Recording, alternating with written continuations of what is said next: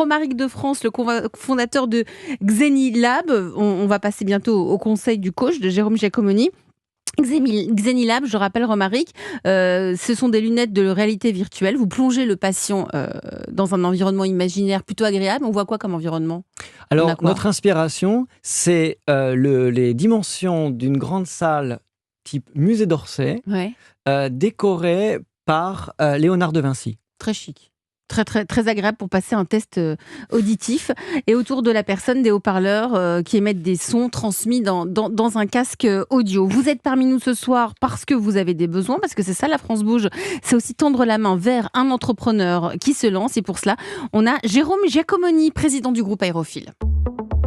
Europe 1. Le réseau La France bouge. Alors Jérôme, plusieurs besoins pour Romaric, notamment lever des fonds. Il faut qu'il se fasse déclarer comme dispositif médical aussi, ça c'est un enjeu. Oui, alors il y a évidemment l'enjeu réglementaire. Moi je dirais que le premier enjeu, c'est l'enjeu de propriété intellectuelle.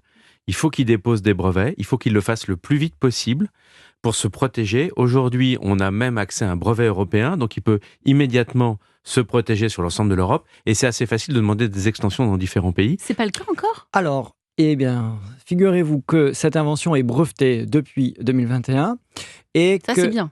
Hyper important. elle est brevetée et le brevet européen a été délivré, donc nous sommes protégés sur l'Europe. Et nous sommes en attente pour l'extension américaine. Donc on est en cours de discussion pour un brevet qui couvrirait l'Europe et les États-Unis. Ça, c'est une vraie valeur, c'est-à-dire que c'est grâce à cet actif immatériel qu'on peut lever des fonds.